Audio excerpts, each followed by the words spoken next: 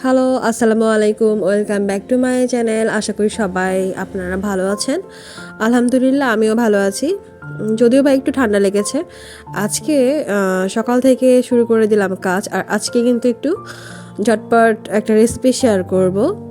আর আজকে তৈরি করে দেখাচ্ছি ভাপা পিঠা। মন চাইলো যে শীতের সময় চলে যাচ্ছে, পিঠাটা তৈরি করতে হবে। তো কেন বাসায় তৈরি করে খাবো না? বাসায় তৈরি করে খেলে আসলে ব্যাপারটা অন্যরকম হয়। আর আমার তো আপনাদের সাথে শেয়ার করার বিষয়টাও হয়ে যায়। বাইরে যদিও বা আমরা অনেক পিঠা কিনে খাই, তারপরেও কিন্তু বাসায় কিন্তু তৈরি করলে সেটার টেস্ট আলাদা, আর ব্যাপারটা কিন্তু অন্যরকম জমে যায়। তো আমার মতো যারা পিঠা খেতে পছন্দ করেন তারা কিন্তু ভিডিওটি না টেনে দেখবেন। আর আজকে ভাপা পিঠা তৈরি করে দেখাবো। ভাপা পিঠা তৈরি করার জন্য আমি এখানে নারকেল নিয়েছি। নারকেলটা ভালোভাবে ক্লিন করে নিচ্ছি। আর নারকেলটা ভালোভাবে ক্লিন করে নেওয়ার পরে এটা হচ্ছে ভেঙে পানিটা ফেলে দিব। আর শাঁসটা হচ্ছে নারকেলের তুলে নেব কীভাবে সেটা দেখবেন। আর এখন বলে রাখি মোস্ট ইম্পর্ট্যান্ট কথা যেটা, সেটা হচ্ছে যারা ফার্স্ট টাইম আমার ভিডিওটি দেখছেন প্লিজ আমার চ্যানেলটি সাবস্ক্রাইব করে পাশে থাকা বেল আইকনটি ক্লিক করে রাখবেন। তাতে করে কী হবে, আপনারা ভিডিও ছাড়া মাত্রই নোটিফিকেশনটি পেয়ে যাবেন। আর যারা অলরেডি কাজটি করে ফেলেছেন আপনাদেরকে অসংখ্য ধন্যবাদ আমার পাশে থাকার জন্য। তো ভাপা পিঠা কিন্তু আমি কিন্তু ছোটো থেকেই একটু কাজে এক্সপার্ট, মানে মোটামুটি চলে, এত ওরকম এক্সপার্ট না প্রফেশনালি, মানে নিজে নিজে টুকটাক কিছু তৈরি করে বানানোর খাওয়ার অভ্যাস আছে। তো ছোটো থেকে মোটামুটি পিঠা টিঠা একটু বানাই, মা যেভাবে বানায় সেভাবে দেখে দেখে শিখে ফেলেছি আর কি। তো এখানে আমি আজকে ভাপা পিঠা তৈরি করে দেখাবো, সেই জন্য নারকেলের শাঁস এভাবে করে নিয়েছি একটু বড় বড় করে আর কি, দোকানের স্টাইল অনেকটা। আর হচ্ছে খেজুরের গুড় নিয়েছি, পাটালি গুড় যেটা বলে। আর এখানে নিয়েছি চালের গুঁড়ো। আর এটার প্রসেসিংটা কিভাবে করেছি, এটার A to Z, মানে ভাপা পিঠার A to Z কীভাবে তৈরি করেছি ডিটেলস সহকারে আমার কুকিং চ্যানেলে দেওয়া আছে। আপনারা চাইলে কুকিং চ্যানেল থেকে ভিডিওটি কিন্তু দেখে নিতে পারেন।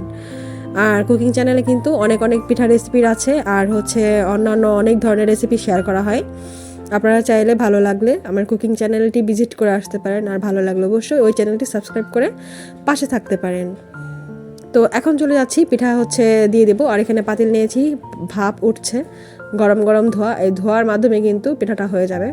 আর সকাল সকাল গরমা গরম পিঠা খাবো, মানে ভেবেই ভালো লাগছে। এখন হচ্ছে আমি একদিন পরে বয়সটা দিচ্ছি ঠিকই, কিন্তু এখন মনে হচ্ছে যে আবার পিঠাটা খাবো, এরকম একটা অবস্থা।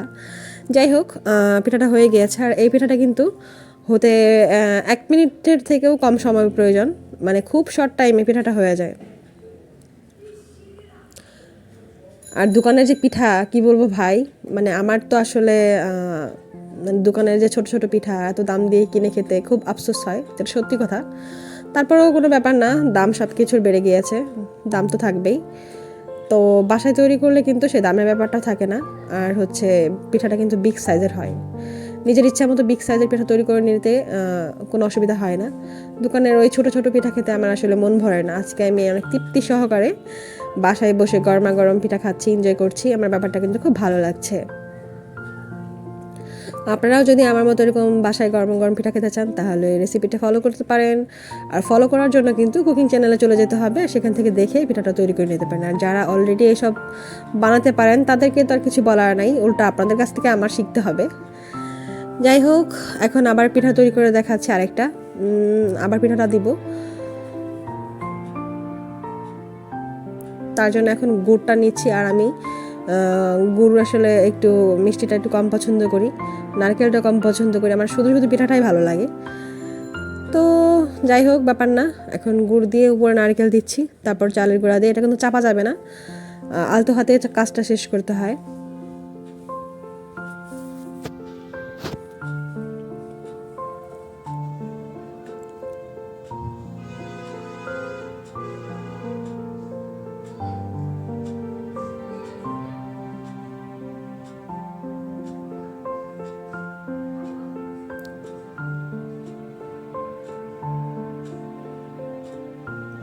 আরও পিঠা হয়ে গেছে, আরও পিঠা এখন খাচ্ছি।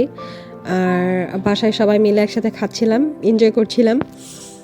ফার্স্টে পিঠাটা শুধু ভেঙে সবাই আসলে একটু একটু করে টেস্ট করলাম। এখন হচ্ছে পালা সবার একটা করে খাওয়া। ফার্স্টে যে পিঠাটা হয়েছিল সেটা কিন্তু সবাই টেস্ট করার জন্য ভাগাভাগি করে কিন্তু চুরমার হয়ে গিয়েছে মুহূর্তের মধ্যেই। এখন হচ্ছে পালা এক একজনের এক একটা করে খাওয়া, আর যার যতটা লাগে ততটা খাবে। তবে এত বড় পিঠা যে একটা খাওয়ার পরে আর খাওয়ার কোনো ইচ্ছা থাকে না।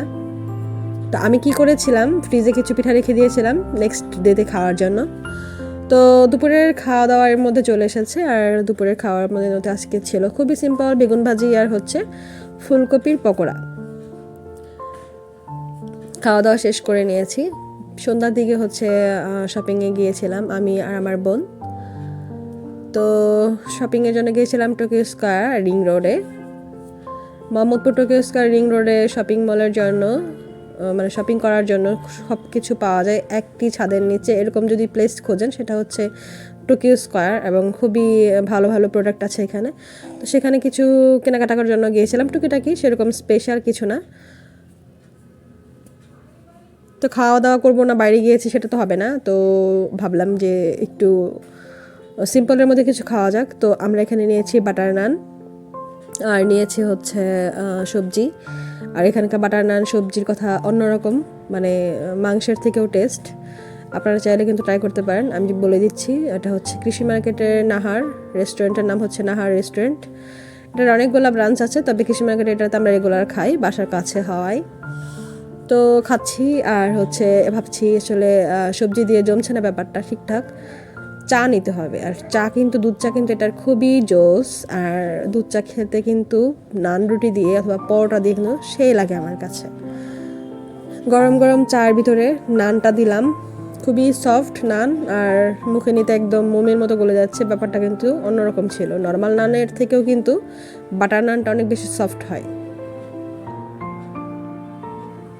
তো নান তো শেষ, নান তো একটা নিয়েছিলাম, নান শেষ, ভাবলাম যে আসলে এখন হচ্ছে না, এখন ব্যাপারটা পরোটা দিয়ে নিতে হবে। পরোটা নিয়ে আসলাম, আর একটা পরোটা দিয়ে এখন চুবিয়ে চুবিয়ে খাবো। আর ব্যাপারটা কিন্তু আমার কাছে বেশ ভালো লাগে, কারণ হচ্ছে আমার কিন্তু চিটাগাংয়ে বেড়ে ওঠা, আর চিটাগাংয়ের মানুষ যারা আছেন তারা জানবে, এখন ভিডিওটি দেখছেন যারা চিটাগাংয়ের আছেন, যে চিটাগাংয়ের মানুষরা কী পরিমাণে চা খায় এবং চা পরোটা খায়।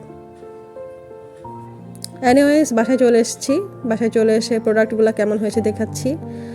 আর এগুলো আজকে কিনতে গিয়েছিলাম, আর কিছু কাজ ছিল টুকিটাকি, সেগুলোও সেরে আসছি। তো ভিডিও শেষ পর্যায়ে চলে এসেছি, আশা করি আপনাদের ভালো লেগেছে। ভালো লাগলে অবশ্যই চ্যানেলটি সাবস্ক্রাইব করে পাশে থাকা বেল আইকনটি ক্লিক করে রাখবেন। ধন্যবাদ, আসসালামু আলাইকুম।